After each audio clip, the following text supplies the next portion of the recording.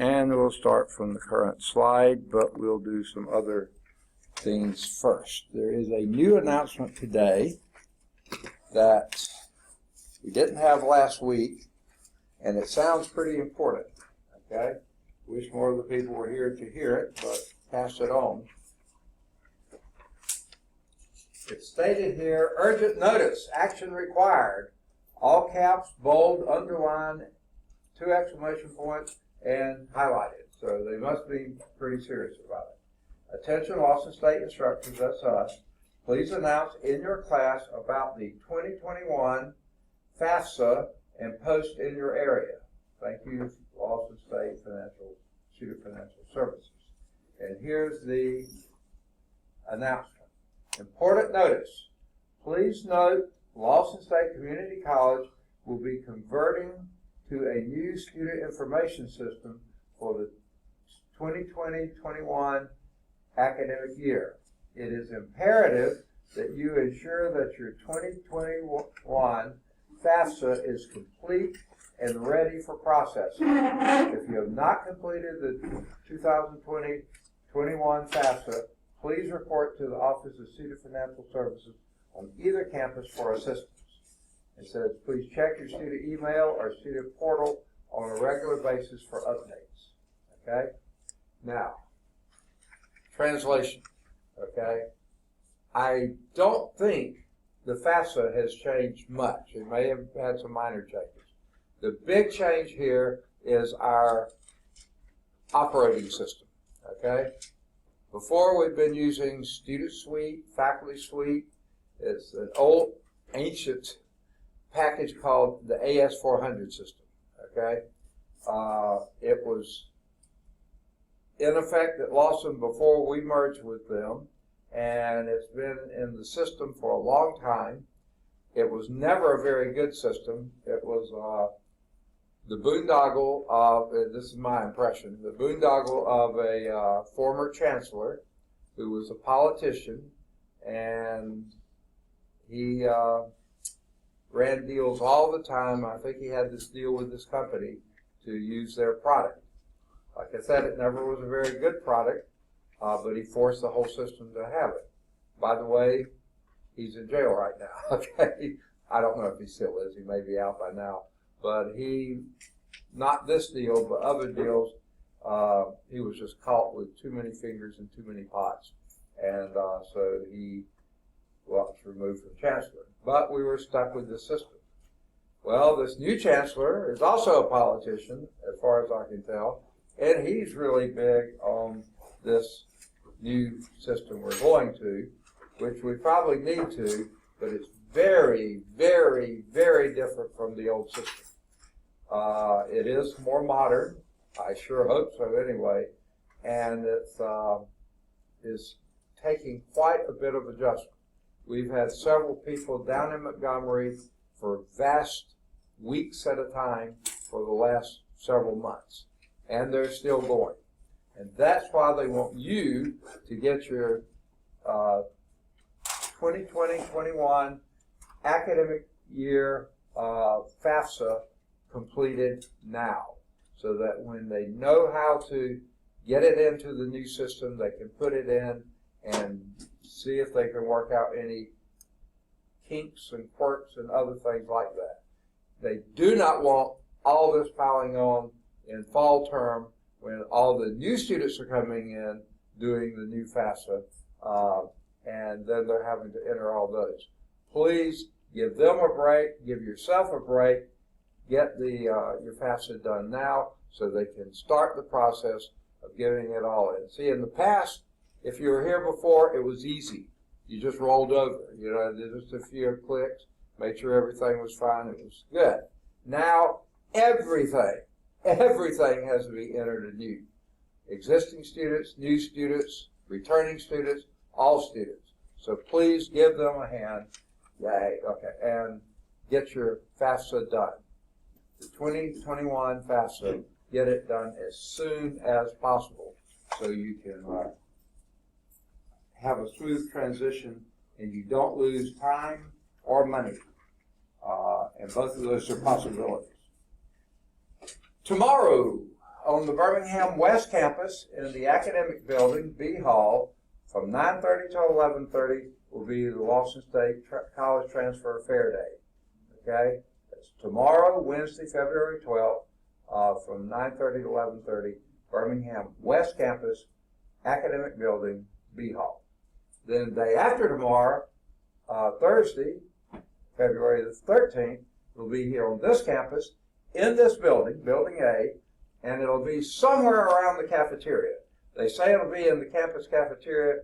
That, I think, is a terrible place for it, because breakfast will be ending, lunch will be beginning, and there's not enough tables there for all these schools to be there and people eating and various things. So I think it'll be right next door in the faculty staff dining room, okay?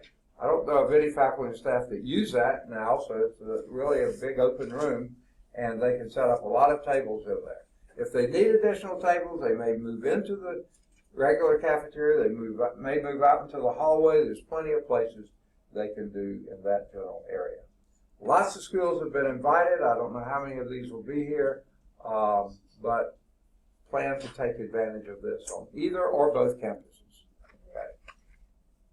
And then finally, this is just one of many research experiences for undergraduates. Okay, they're all fairly similar in that they're National Science Foundation sponsored. They are very generous and lucrative for students. Okay, major universities participate. This one that I'm announcing here is University of Illinois, University of Arkansas, and Howard University. It's a 10-week internship that you participate in. That's pretty standard across all these RUs. They're right in the middle of summer term, so you don't lose any spring or fall term. It's for undergraduates like you are, and it exposes you to fantastic research. And this one is in fields of mechanical, electrical, and material engineering. Now, how much does it cost you to go? Not a red cent. They pay you to go to these things, and you learn so much information. Quite a deal. $5,000 stipend for these 10 weeks. Okay? You receive free housing. Generally, that includes meals, so you get fed for 10 weeks, and they pay you airfare there and back once, one round trip ticket. A tremendous opportunity. The deadline that was put on the email was February 15th, which is a little suspicious because that's a Saturday. In the brochure, they say February the 17th, and that makes more sense because that's a Monday. The point is, get the application in sooner rather than later, so you can take advantage of that opportunity. Let me get your name for you guys. Huh? Hamilton, got it. For Darian. All right, let me pick up other people. Does Zach come in? Don't think so. Minuet? Don't think so. Kennedy? Kennedy come in? Tucker didn't come in. Jalen? Did Jalen come in? Some people came in. Latrissa? Did she come in? Drake? Got it, thank you. Okay, Trinity. Kwame I saw came in. Shun? Yes.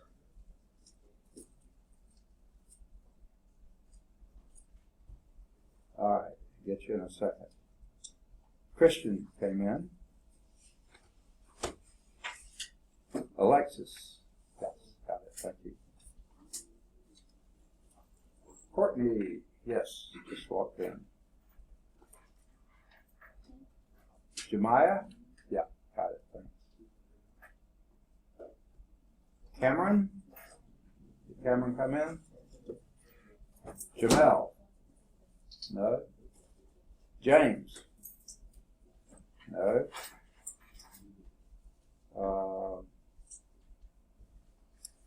Zach? Okay. Anyone whose name I missed?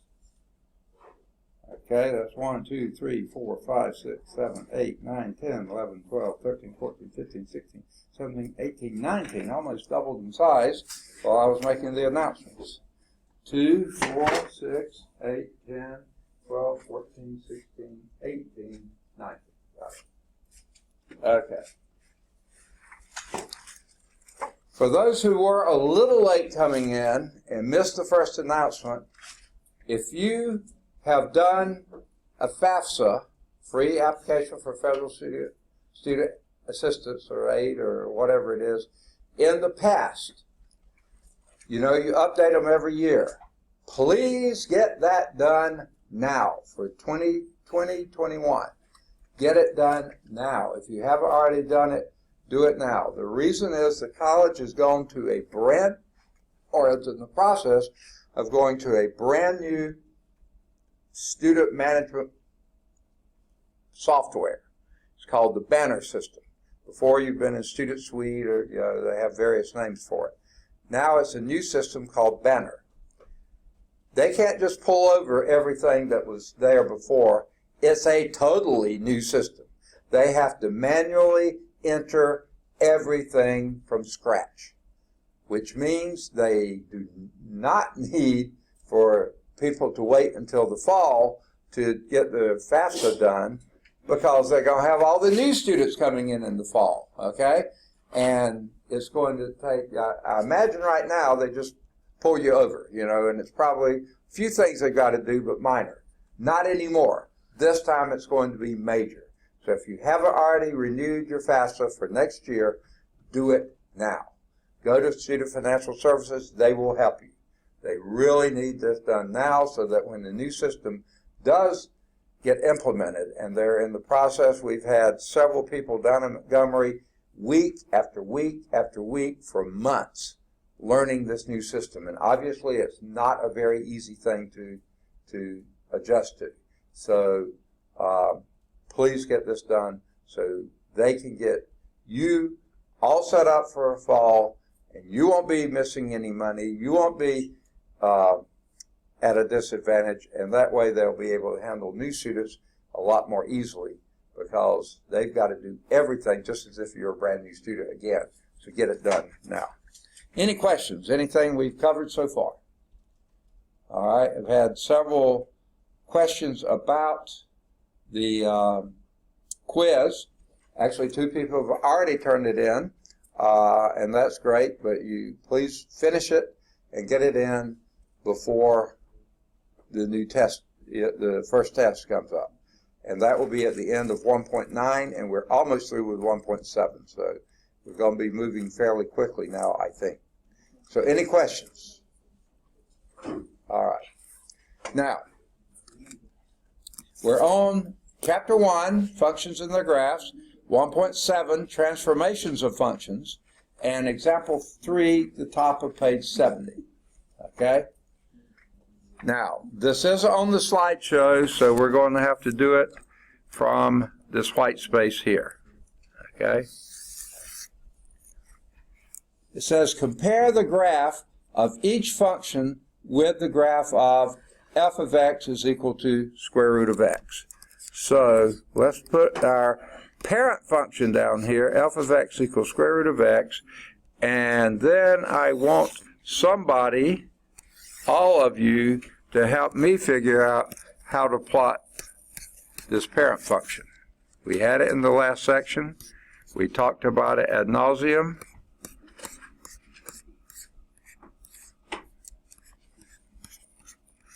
Okay. How do I plot f of x equals square root of x? Someone give me a point. 0, 0 certainly is going to work.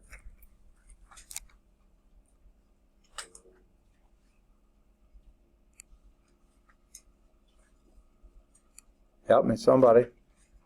I need another point. 1, 1 will certainly work. Not 2, 4. Reverse them. 4, 2. X equal 4, y or f of x is equal to 2. So 1, 2, 3, 4 will go up 2. Okay? What's the next one? Help me. 9, 3. 1, 2, 3, 4, 5, 6, 7. We can't get 9 on here. So basically, this is that good old half of a sleeping parabola. Something like that. There's your f of x. Now, here are the ones we're going to compare it with. Okay? I'll need the color for G. Someone give me a color. Say again? Red. Okay.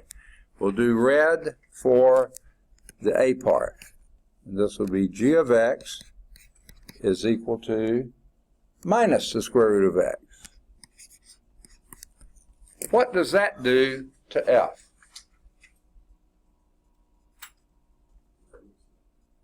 Flips it where? Second?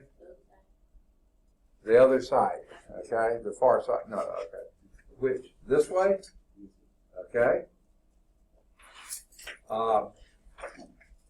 Let's think about this a moment. When this is the y value, right? Okay, I see hands moving like that. The y is negated, not the x. If the minus had been in here, that would have flipped it across the y-axis. The minus is out here, that flips it downward. Okay, so then that one would be 0, 0, it stays the same. 1, negative 1 would be the next one. 4, negative 2 would be the next one.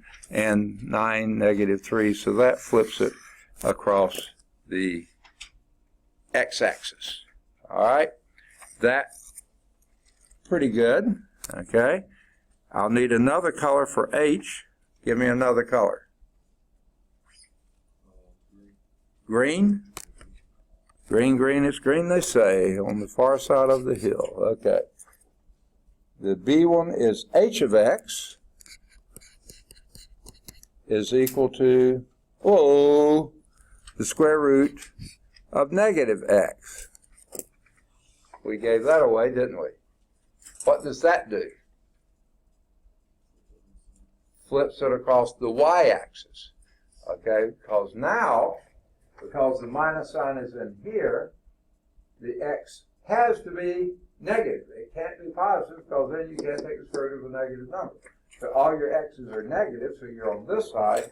So it takes the black graph, the f of x, and flicks it this way. So when x is equal to negative 1, minus a minus 1 is positive 1, square root of that is 1. When x is minus 4, square root of that is 2. X is minus 4, negative of minus 4 is plus 4, and when you take the square root of that, you get plus 2, and then the next one would be 4, 5, 6, 8, yeah, you can't do any more. So this is going to be the reflection across, the y-axis, because you negated the x. All right, one more color. Give me a color. Purple. Okay. Purple is going to be our C, and C here is going to be K of x. And the K of x is negative the square root of x plus 2. What in the world is going on there?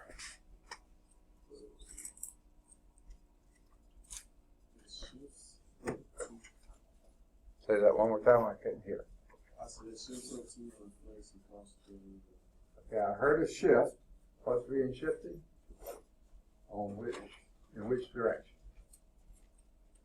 Vertical, horizontal, up, down, left, right. What we got? Okay, to the left. Absolutely. Because the x is what you're adding to. X is on the horizontal axis, so it's got to be left or right. Anything dealing with x seems backward because this is a plus 2. We shift 2 in this direction. So that's one thing we do. We would have shifted this way too. Then what do we do? across the x-axis, so that drops down. So when x equal minus 2, what you got in here is a 0. When x is, this is harder to do, minus 1, then this would be a plus 1 inside, and the square root of 1 is 1, but this makes it negative, so it's going to be down here. And then the next one would be 2, when x is equal to 2. 2 plus 2 is 4. Square root of 4 is 2. Negate that, and you get a negative 2. So over here at 2, you will get a negative 2. Okay, if you just did your shifting, that would be a little easier, but I'm just showing you it indeed works. I think we may be able to get this one in. When x is 7, 7 plus 2 is 9, and square root of 9 is 3. Negate that, you get a negative 3. Well, 1, 2, 3, 4, 5, 6, 7. Yes, we can do that, and it goes down here to a negative 3. Okay, so here is your half a sleeping parabola there. You have a horizontal shift, 2 to the right, left, and flip it across the x-axis. Now, my graphs aren't all that pretty, but you get the general idea. And if you look in the book, you see the same type deal. Okay? The red is the A, the green is the B, and the purple is the C. Any questions on those? Notice how it changes the domains. The domain of this one, of course, is the black, the f of x. Domain is what? Square root of x.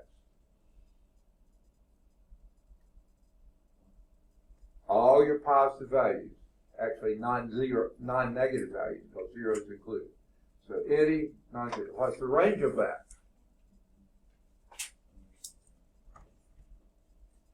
Of the black one. Also, not all real numbers, also non-negatives. 0 is included and only positive after that. So the domain and range are both the set of all non-negative real numbers. Okay? The A one, g of x, the red one here, what is this domain? Same domain, because x is in the same position. So it's all non-negative real numbers. But what's its range? The red one? All non-positive real numbers. It flipped it across the x-axis and made them negative. So 0 and all negative numbers. Okay? The green one? What's its domain?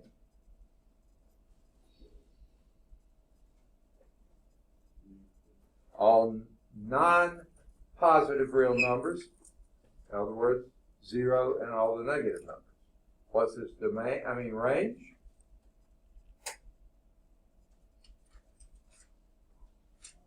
All non-negative real numbers. All non-positive real numbers for the domain. All non-negative real numbers for the range. 0 and all positive numbers. And how about K? That takes a little more work. What's its domain?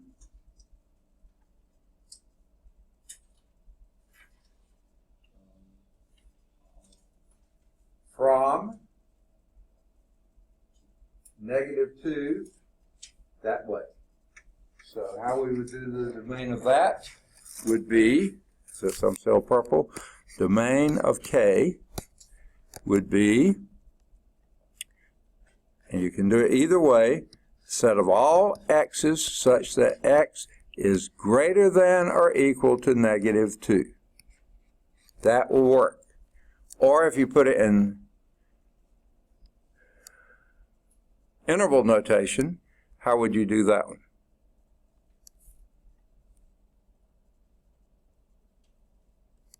Interval notation. So leftmost value.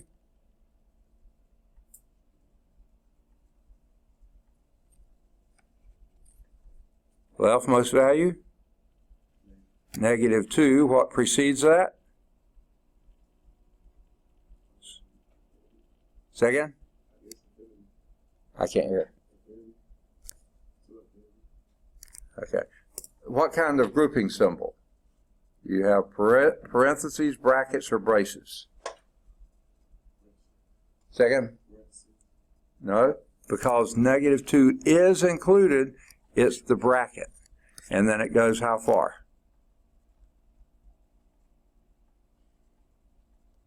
Where does it go from there?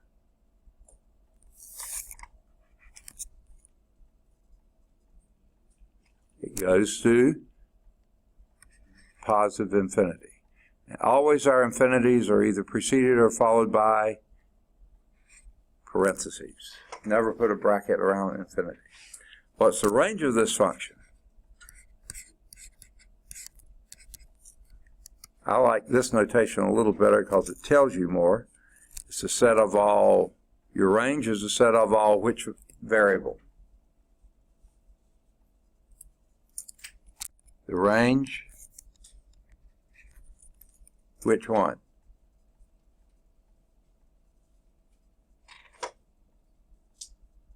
The range is always which variable? It's the vertical variable, in this case is y. Set of all y's such that y is purple,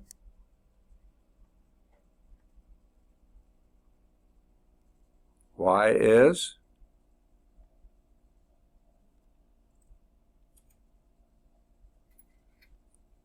everything below 0, less than or equal to 0.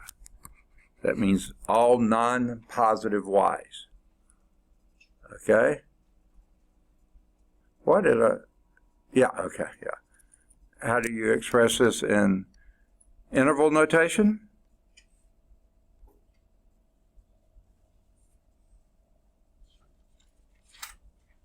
What's the least value it can take on?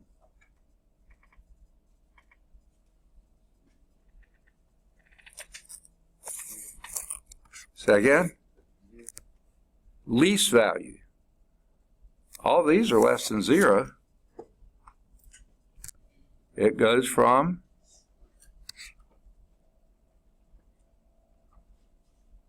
negative infinity to, and then now your answer,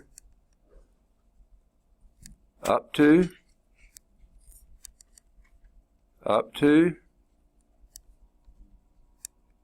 0. And what symbol? Say again? Did you say bracket? Say yes. Okay. All right. Everything up to, including 0. From negative infinity all the way up to 0. That's the range. And here's why I don't like interval notation. If you're just looking at these, you don't know which is which, okay, unless you know the problem. This one tells you, set of all x's, set of all y's. That tells you this is the domain, that's the range. But as long as you have the domain and range in there, then this works too, okay? This begins at -2, goes to positive infinity for the x. This begins at negative infinity and goes up to and includes 0 for the y. Okay. Does that make sense? Okay. All right. I wasn't expecting quite that much difficulty there. There is a checkpoint, and that has at least 2 to do. Actually, the first one requires some effort itself, the F function, then you do G and H. So please do those as you can. Okay? The domains of G, H, and K that we did above are listed at the bottom of the page. Same thing we did. We didn't list them all, but we talked about it. So now we're ready. Any questions on this before I move on? Second? Still writing? Okay.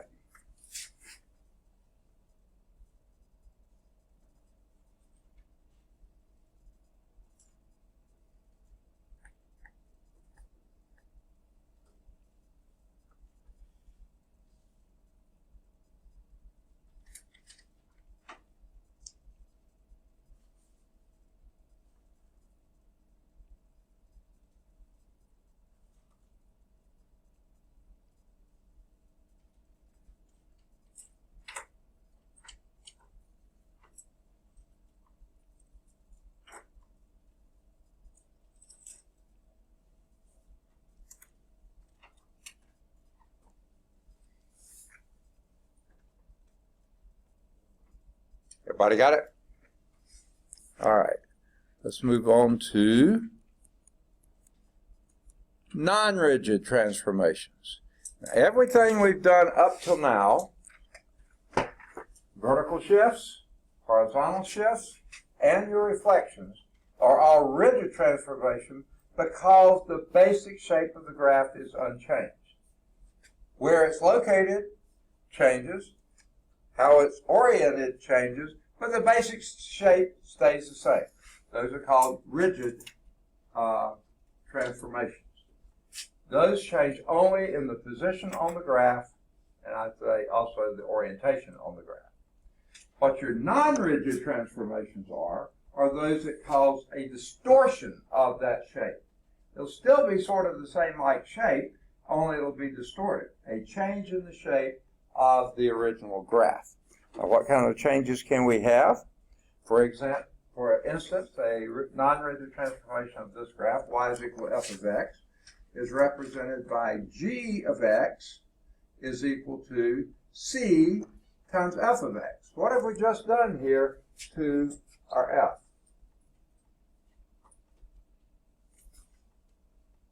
What does that do to it?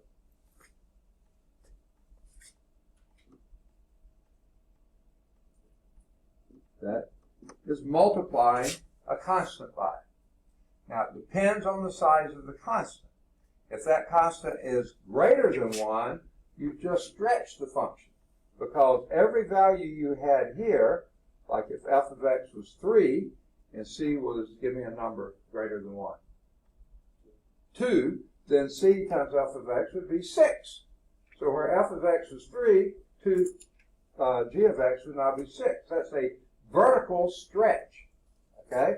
So if c is greater than 1, you've just stretched it.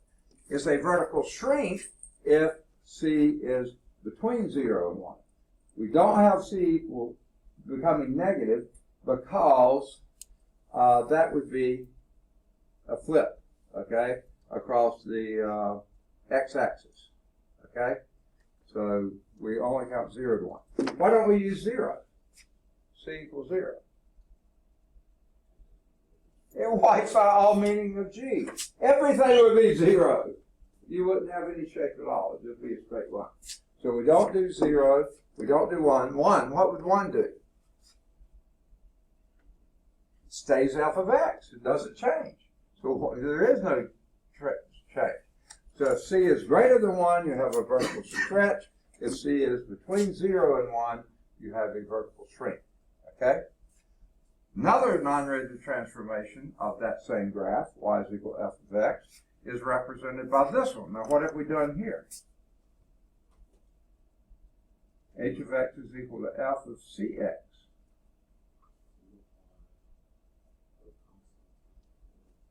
By the x. Up here you multiply a constant by the y value, because what is f of x? Most important thing you remember is y. F of x is equal to y. You multiply c by the y, so you've stretched it or shrunk it vertically. Here, we're multiplying c times the x. So that means we're distorting it in the horizontal direction. But remember, everything you do to the x seems backward. So when c is greater than 1, guess what we're doing? Shrink. Remember, everything dealing with x is backward. So if c is between 0 and 1, what are you doing? Stretching horizontally. Okay? So the transformation is a horizontal shrink when c is greater than 1, a horizontal stretch when c is between 0 and 1. And again, we don't multiply by 0, and it makes no sense to multiply by 1 either, because that doesn't change your original function. Okay, does that kind of make sense? Just remember, everything you do with x seems to be in the backward direction. All right, so here's example 4. Compare the graph of each function with the graph of f of x equal absolute value of x. So I'm going to start by going back to black, okay? And we're going to graph f of x equal absolute value of x. So let me tick off a few points here.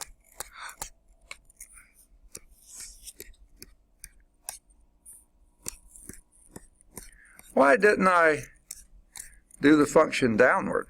Why do I have the thing down here? The x-axis way down here.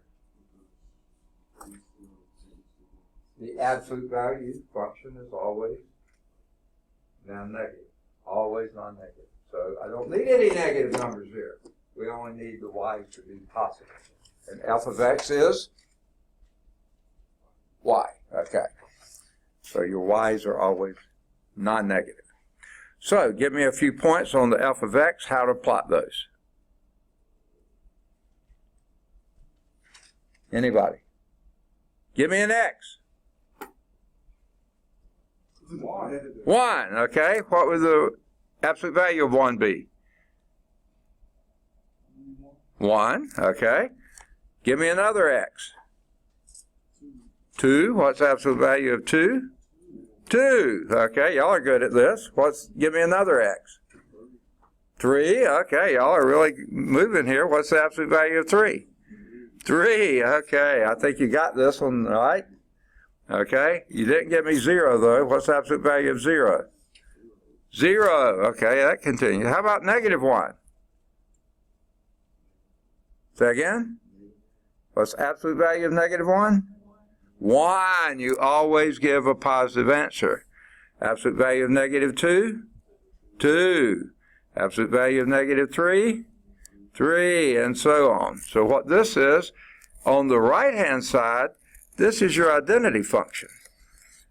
Y is equal to x. On the left-hand side, it's the opposite of that. Y is equal to negative x. Okay? I couldn't catch who you were coming in. James. James? Okay. Now, and? Huh? One more time. My hearing. Marino. Okay, got it. So I thought you were Trinity, right? Yes, sir. Okay. Now, I can't remember if I said this before, but let me say it now. I meant to say it last time. I can't remember. Last week, not this week, but last week, they removed a bunch of students from the roll. Not too many. In this class, 2. Most of my classes, none. Maybe 1 or 2 other classes, 1 maybe. And they did that because I assume everything hadn't been taken care of payment-wise. So if you cannot access your student suite, Blackboard, or something like that, you're wondering why, it may be that you're removed from the roll, okay? You need to get by the cashier's window, the student records office, financial aid somewhere, and find out what's going on, okay? One person, I don't think has been back. Well, no. Yeah. So please find out what's going on, and if you need to do something to get back on the roll, please do it, okay? But I meant to say that earlier, and I completely, with all the other announcements, forgot to do it. By the way, those people who have come in later, the new FAFSA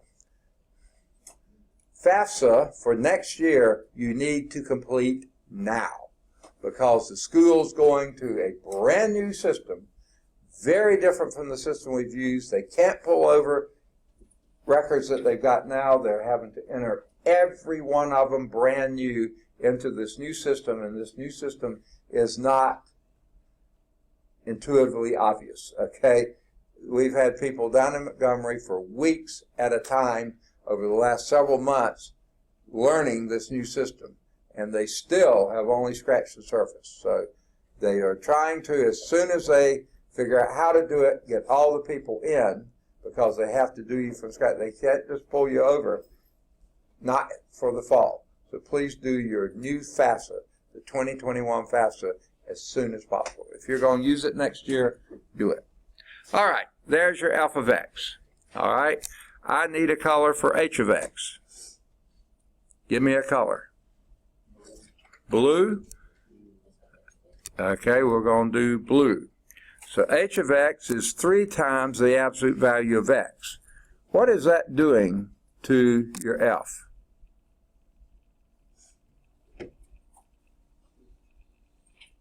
Okay, let's just take x equals 0. Okay, absolute value of 0 was 0, and multiply 3 by 0, and what do you get? You still get 0. So that didn't change a thing. But what's the absolute value of 1? 1, but multiply that by 3, and where are you? You're at positive 3. So that was a vertical stretch. When you go to negative 1, absolute value of that is 1. 3 times that is 3 again. When you went to 2, absolute value of 2 is 2. When you multiply that by 3, you go up to 6. 2, 3, 4, 5, 6, somewhere up here. Okay, and negative 2 made it negative 6. Okay, somewhere up there. Okay, 3 was 3. 3 times 3 is 9. 1, 2, 3, 4, 5, 6, 7, 8, 9. Way up there. Vertical stretch 3 times. Okay, somewhere like that. So here's your new, whoops, I don't do this well. That's supposed to be what's happening. Do y'all ever remember, y'all are probably too young for silly things like this, but there used to be this toy that had rubber bands in it, and it was shaped like a puppet or something like this. But when you didn't do anything to its hands, its legs hung there. But when you pulled on the string, its hands went up, right? That's what you've done here. You pulled on the string and the graph went up. That's a vertical stretch. You multiply by a number greater than 1. Vertical stretch. Make sense? We need a new color for G. Give me a new color for G. Say again? Did I hear red? Is that what I heard? Yeah. I can't hear well. Okay. Red. Okay. G is the red function. And what are you doing to its absolute value of x? Help me. Multiplying every value by 1/3, which is a smaller number. So 1/3 of 0 is still 0, but 1/3 of 1 is 1/3. 1/3 of 1 over here is 1/3. 1/3 of 2 is 2/3, okay? 1/3 of 2 over here, again, is 2/3. And this one doesn't want to stay there, okay? 1/3 of 3 is 1/3 of 3. 1/3 of 3, 1. 1/3 of 3 over here, 1. 1/3 of 4 would be 4/3. 4/3. We didn't do all those, but we could have. And you see what's happened?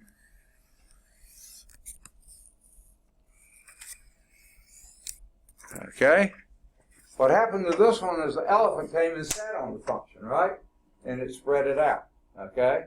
So that's a vertical shrink. Almost looks like a horizontal stretch. They do look a lot alike, but in this case it's a vertical shrink because you multiply the y value, your f of x, the y value, by a number between 0 and 1. Okay? And that gives you your vertical shrink. Does that make sense? Okay. That was example 4. Let me erase what I've done. Everybody got it? Anyone still writing? Whoa. Anyone still writing? Okay. So let me erase what I've done so you can see what they do. Relative to the graph of f of x equal absolute value of x, which is your gray graph here, that's your standard absolute value function, the parent function. Now we're multiplying by 3, which is 3 times f of x. So for every f of x value that we had, multiply by 3. Here your y was 0, 3 times 0 is 0. Here the y was 1, 3 times 1 is 3. Here the y was 1, 3 times 1 is 3. And so on. So every one is a vertical stretch. Each y value multiplied by 3. Make sense? Questions? Okay. On the B part, they are multiplying the f function, or the absolute value function, by 1/3, which is a vertical shrink, because this number is less than 1, greater than 0. So that means that every value is 1/3 what it was. 1/3 of 0 is 0, 1/3 of 1 is 1/3, 1/3 of 1 is 1/3. 1/3 of 2 is 2/3, 1/3 of 2 is 2/3. 1/3 of 3 would have been 1. 1/3 of 3 would be 1. Okay? So it's a vertical shrink. The elephant sat on it. Does that make sense? Any questions about it? Okay. Whoa! That's the last slide in the slideshow, but we still have example 5 to do. So let's go over here and do example 5. Okay. Now, in example 5, you can also go to larsonprecalculus.com, absolutely free website. You don't need any codes or anything else to get there. Anyone can go to it. You don't have to have a book or anything. Just go to the website, and you can see an interactive version of this type of example. So it says, compare the graph of each function with the graph of f of x. This is a pretty interesting f of x. Is equal to 2 minus x cubed. 2 minus x cubed. Now that itself is going to take a little bit of effort to draw, isn't it? Where would you begin with this? To draw that function there. We haven't even begun to do our transformation. We just want to get the function. What would you do? What's your parent function that's buried in there? Say again? Thought someone said it. What's your parent function that's buried in that function? Say again? Help me. X cubed. Very good. So let's plot x cubed. Okay?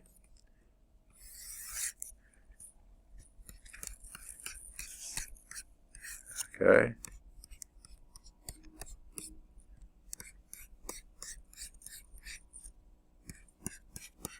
Okay. How do I plot x cubed? Give me some points.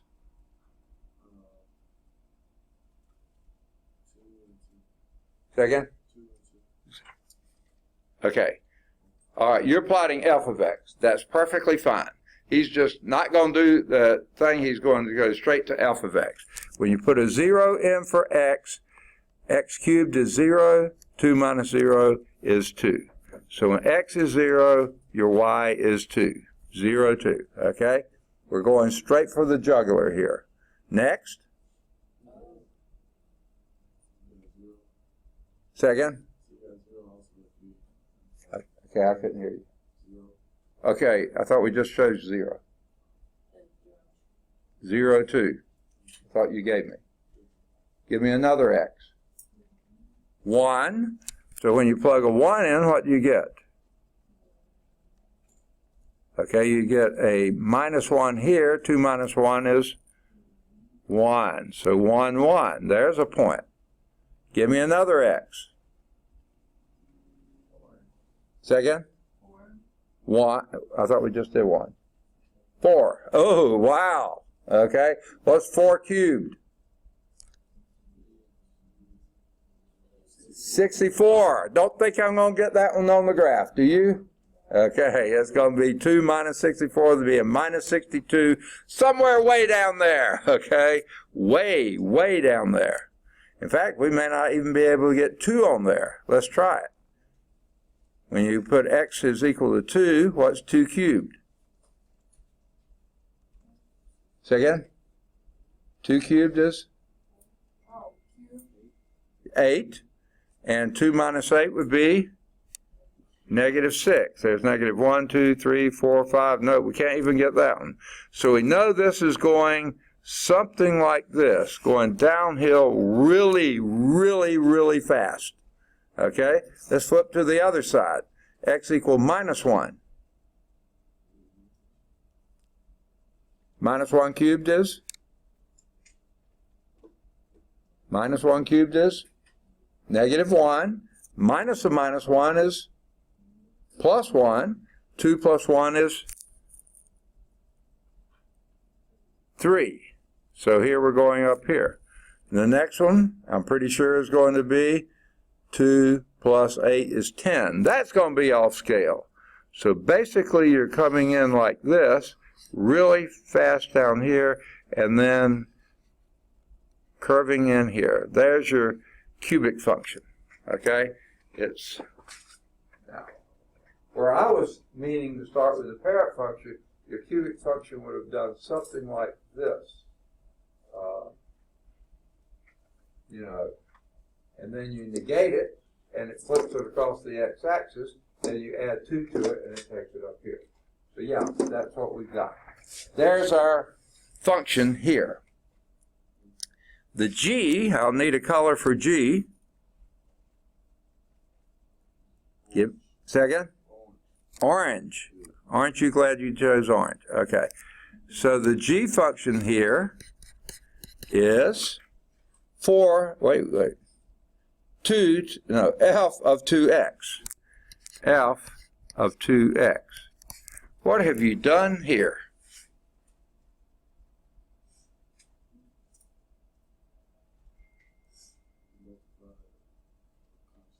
Okay, you multiplied your input x by 2.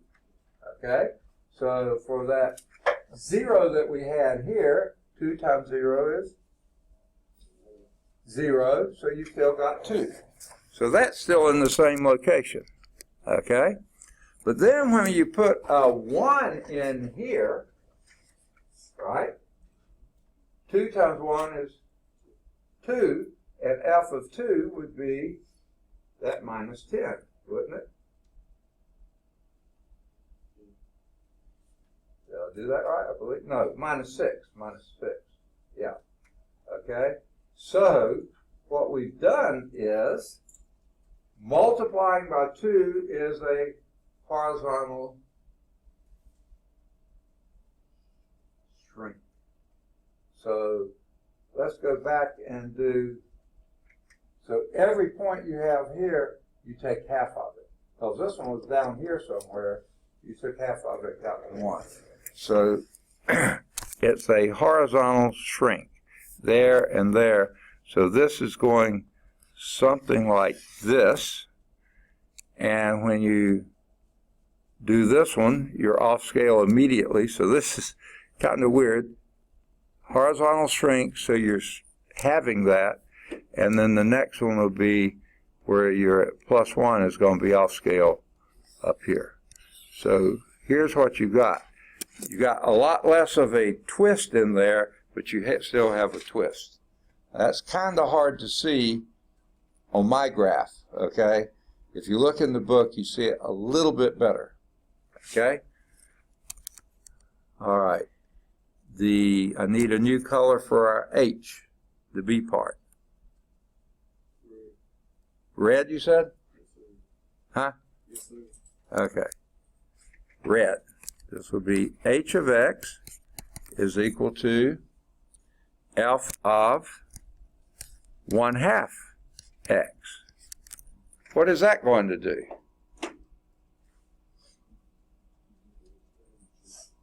Say again? Horizontal stretch. Okay? Because let's choose judiciously here. Let's choose x equal 2. 1/2 of 2 would be 1. F of 1 would be 2. So here this 2, well, okay. X equals 0. F of 0 is still 0. I mean, it's still 2. Okay? Or h of 2 is still 2.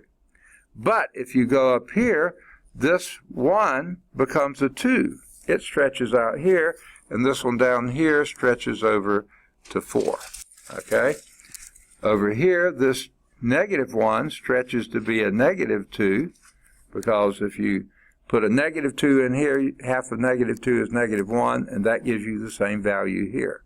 And then you stretch out here as well. So here's what this one looks like. Ooh, I didn't do enough. It comes out that way. Okay? This is going to mess up, so sorry about that. Whoops, it didn't take. Okay, let me get that back again.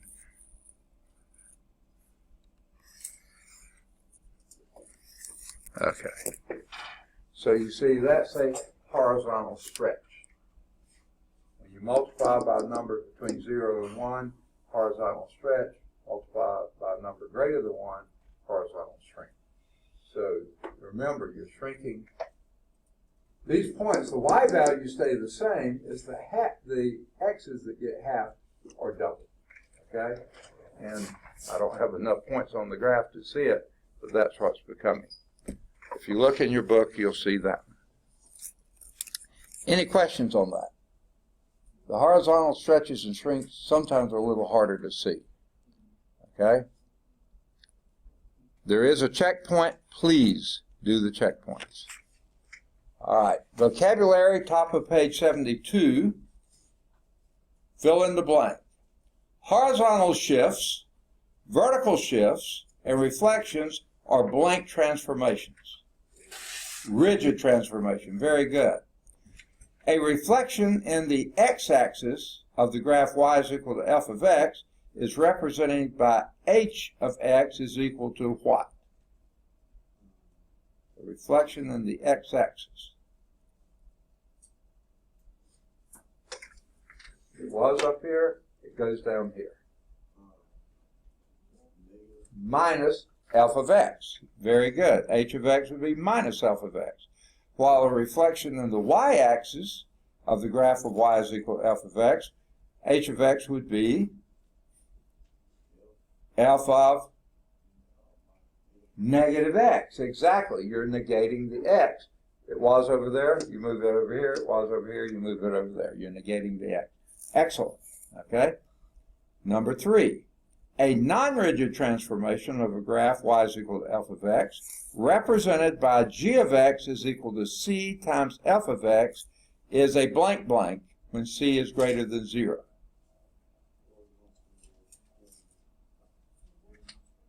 Second? I hear mumbling, but I can't make it out. Vertical stretch. Very good. When c is greater than 1, and a blank blank when c is between 0 and 1. It's vertical shrink. Excellent. Number 4, this is matching. Okay? Match each function h with the transformation it represents, where c is always greater than 0. Okay? So h of x is equal to f of x plus c. What would that be?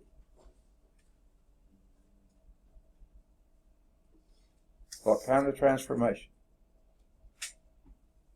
First, is it vertical or horizontal? Vertical. And what are you doing to it?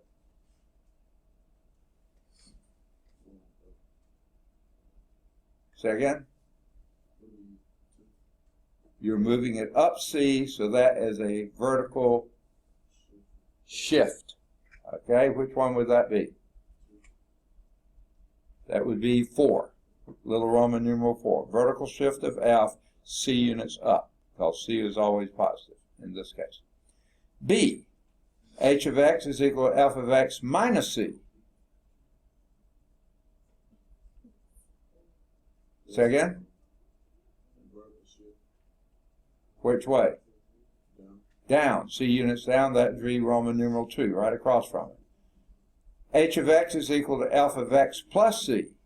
F of X plus C. X plus C. Horizontal C units to the left, number 3 right across from it, and h of x is equal to f of x minus c. Right, that's Roman numeral 1. Very good. Homework exercises here would then include either 5 or 7. They're both at Calc Chat. 9 will be at Calc Chat. 11 or 13 will be at Calc Chat. Okay, folks, I want you to notice what's going on here.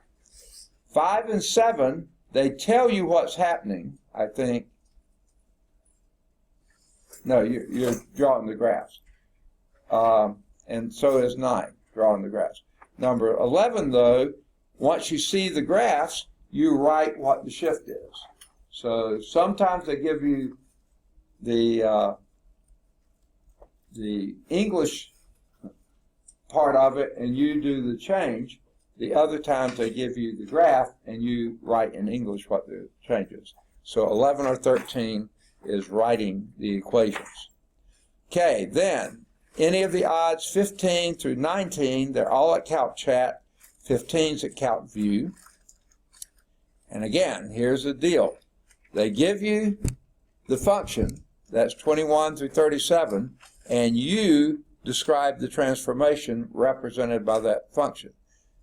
All of the odds 21 to 37 are at Calc Chat, 21's at Calc View. Then on the other hand, they give you 39 to 45. They give you the written description, and you give the algebraic expression. So notice they're wanting you to go both ways. They give you the function, you write out what the change is. They write out what the change is, you give the new function. So be able to go both ways. Odds 39 to 45, all at Calc Chat, 39's at Calc View. Then 47 and 49 are again writing equations from graphs. Those are some non-rigid transformations. And then 51 through 55, they've given you the graphs, you write out the equations, okay? They're all at Calc Chat, okay? And then 57 and 59, more writing equations from graphs, they should be at Calc Chat. 61 is an interesting problem, automobile aerodynamics. You can certainly, attempt that one, that's at Calc Chat. There's some true false, 63 and 65. They should both be at Calc Chat. 67 is finding points on a graph. 69 is an error analysis. Really don't care for those too much because they're showing you something wrong and asking you to tell what the error is. Okay, I hate for the book to do something wrong. Okay, then 71, you can describe the profits.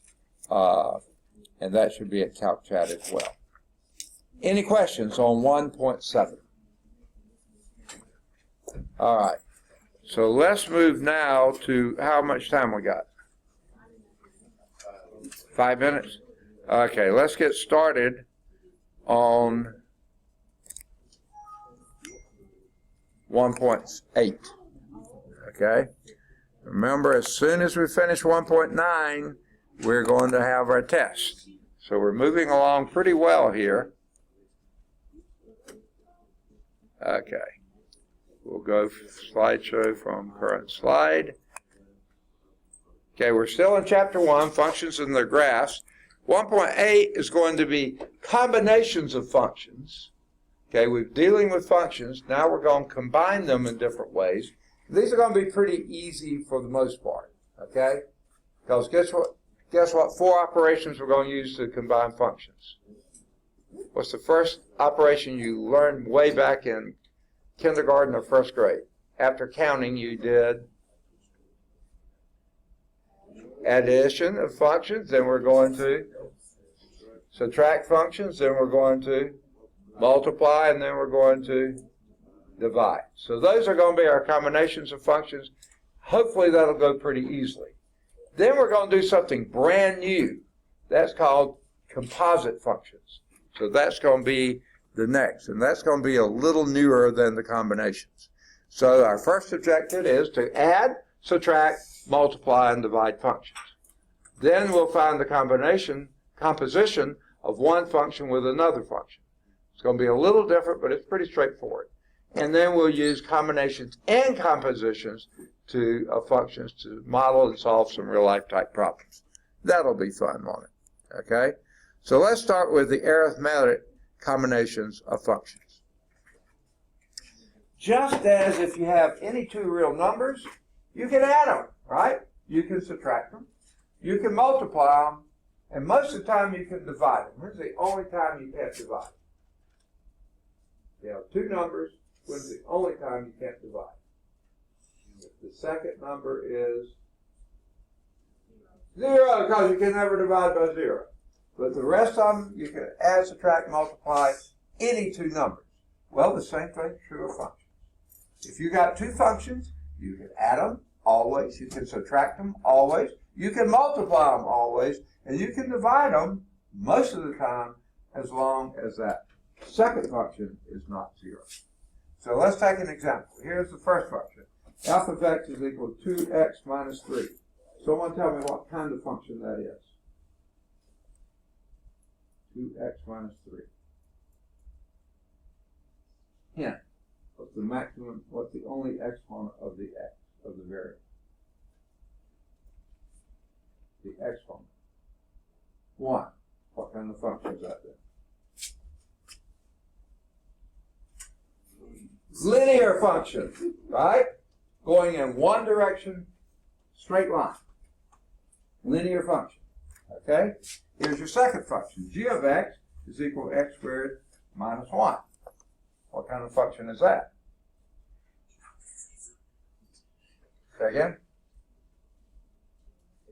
It's akin to the squaring function. We'll later call it a quadratic function. Okay? Now, these are two different kinds of functions, but they're both functions. These two functions can be combined to form the sum, a new function made by adding f to g. So anyone want to hazard a guess what that new function would be? Certainly it would have an x squared in it. You would also have a plus 2x in it. And you would also have a minus 4. There's your new function. X squared plus 2x minus 4. And that's exactly what they've got here. There's the new sum function. Now, that was pretty easy because you just combined like terms, right? Now, when you're doing a difference function, you have to pay attention to something else. Okay? Because addition, just like with real numbers, is commutative. It doesn't matter which order you add. That's why I started with this one, went to that one, and came back and did the two together. When you're doing a difference, though, it does matter. So the difference function would be, let me get my pen set up, f of x minus g of x. Okay? That would be, write down the first one just as it is, 2x minus 3. Then do your subtraction, but open a parenthesis and put all of g inside the parentheses. X squared minus 1. Okay? And what would you have to do first? Now, if you wanted to, you could put the f in parentheses too. That's fine. But that parentheses, when you're leading off with a parentheses, you're going to lose it anyway. But this one that matters that you put parentheses there.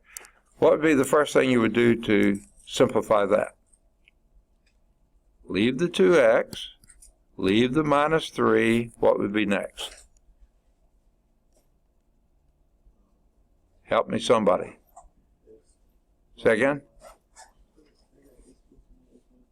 Did I hear a minus x squared? Is that what I heard? And then a plus 1. Very good. Now combine like terms. And if you want them in descending order, that would be a minus x squared. I usually don't like to do that. Plus 2x. What else? Say again? Minus what? 2. Perfect. There's your sum function. I mean your difference function. Because you're subtracting the second from the first, okay?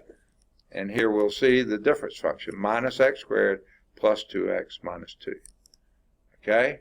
Have we got time for the product?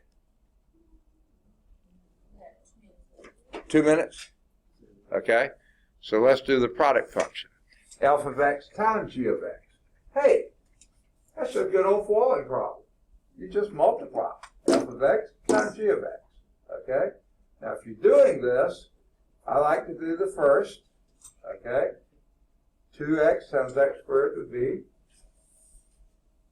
2x times x squared, 2x cubed, good.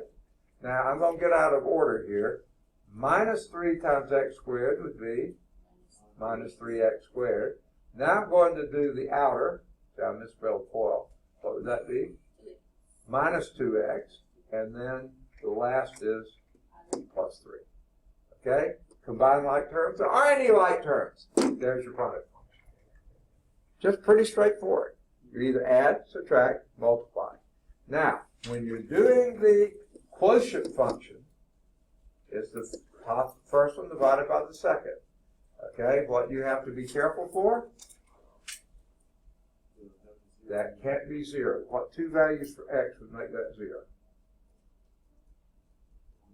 Either plus 1 or minus 1. Because you can factor this to be x plus 1 times x minus 1. Neither one can be 0, so x can't be minus 1, x can't be plus 1. So, except for that, this is the quotient. You don't have to do a thing. Just write it down, but you do need to note that you can't have 0 in the number. Okay? So there is your quotient function. Okay? Are we out of time now? We'll start with the main of arithmetic function next, combination. I don't think we got far enough along to do any homework exercises. Let me see. No, we can wait, and we'll do those next time. All right, good deal. Are you working on the quiz? No, it's too late. No, I'm just kidding. Yeah, okay. I'm sorry. I'm glad you're better. Okay, do you need graph paper? Okay, there's the graph paper. Let me get the quiz. Okay, I know you don't want the key. Here's the quiz. Anyone else need a quiz? Quiz 1. Okay. Do you need graph paper? You don't? Okay. There's the quiz. Anyone else need the quiz? Hey. Take a picture of what? Of the stem. Oh, yeah. Okay, that's the 2 pages of that. Turn them over so we get them right. And then I can't make too much out of the outside, but the inside. Oh, good deal. Thank you. Good deal. Thanks.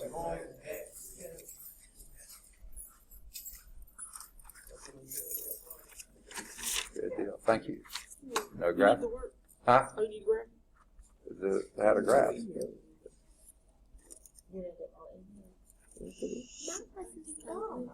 Huh? Okay, well, if you want to bring it, you can. Okay, so you need the graphic paper. Yeah. Okay. Yeah, I'll give you some? Yeah, you gave it to me, so I probably missed it. Okay. You got it. Is this the brochure for it? Yeah, that's the brochure for that. Okay. Yeah, these 2 are the emails, and that's the brochure that came with the email.